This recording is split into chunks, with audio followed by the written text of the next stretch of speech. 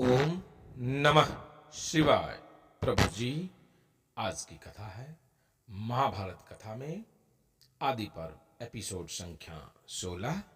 अभी तक आपने सुना शांतनु गंगा विवाह एवं देवव्रत का जन्म कथा। अब कथा आगे, आज की कथा होगी देवव्रत की भीषण प्रतिज्ञा तथा शांतनु एवं सत्यवती का मिलन। तो प्रभु जी, आइए कथा को शुरू करते हैं। प्रेम से कहिए ओम नमः शिवाय। वैशंपायन जी कहते हैं, जन्मेजय, एक दिन राजर्षि शांतनु यमुना नदी के तट पे वन में विचरण कर रहे थे।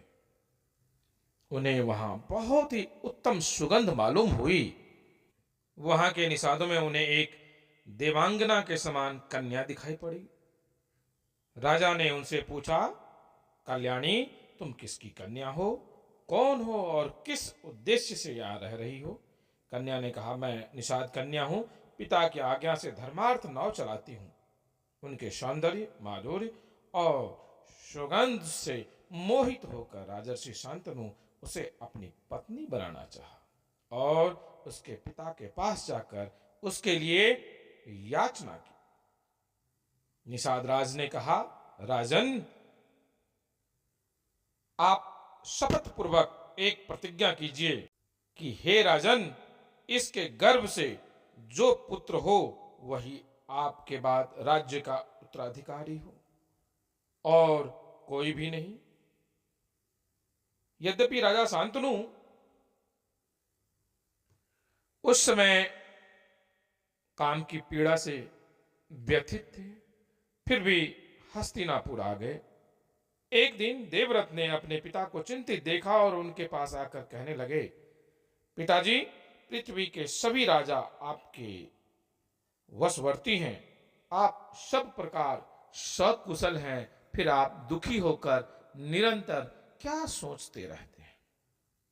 शांतनु ने कहा, बेटा,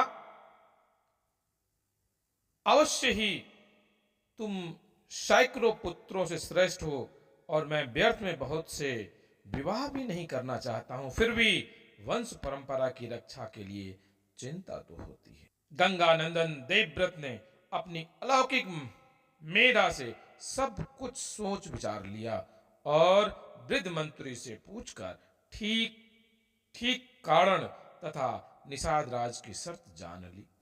अब देवव्रत ने अपने पिता के लिए निषाद राज से खुद ही कन्या मांगी।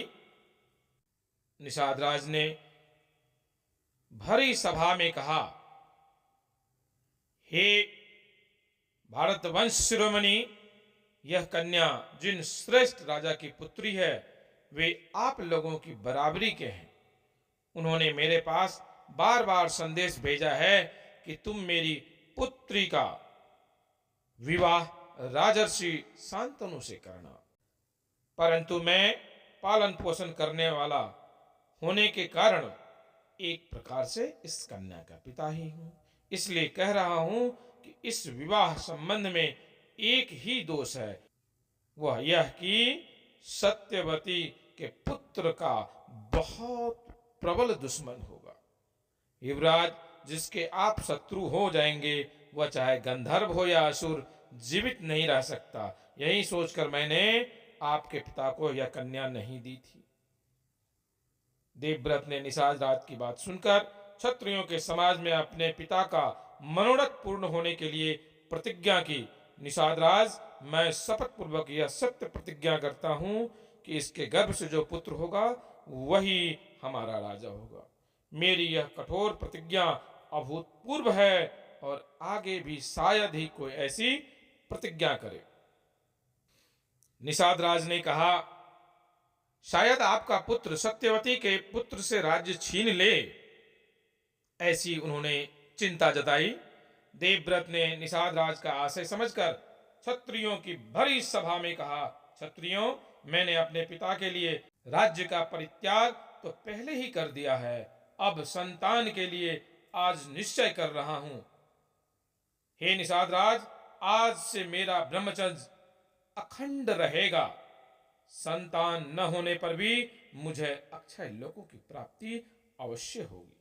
देवव्रत की यह कठोर प्रतिज्ञा सुनकर निषाद राज के शरीर में रोमांच हो आया। उसने कहा, मैं कन्या देता हूं। उसी समय आकाश से देवता, ऋषि और अप्सराएं देवव्रत पर पुष्पों की वर्षा करने लगी और सब कहने लगे, यह भीष्म है, इसका नाम भीष्म होना चाहिए। इसके बाद देवव्रत भीष्म सत्यवती को रथ पर चढ़ाकर हस्तिनापुर ले आए और अपने पिता को सौंप दिया। देवव्रत की इस भीषण प्रतिज्ञा की प्रशंसा सब लोग करने लगे। भीष्म का यह दुष्कर कार्य सुनकर राजा शांतनु बहुत प्रसन्न हुए। उन्होंने अपने पुत्र को वर दिया, मेरे निष्पाप पुत्र, जब तक तुम जीना चाहोगे तब तक मृत्यु तुम्हारा बाल भी बाका नहीं कर सकेगा। प्रभु जी, आज की कथा यहीं विश्राम देते हैं। आगे की कथा पुनः आगे। आप शिवा यात्रा दर्शन को लाइक, शेयर, सब्सक्राइब अवश्य कीजिएगा। प्रभु जी, मिलते हैं अगली वीडियो में। तब तक के लिए ओम नमः शिवाय।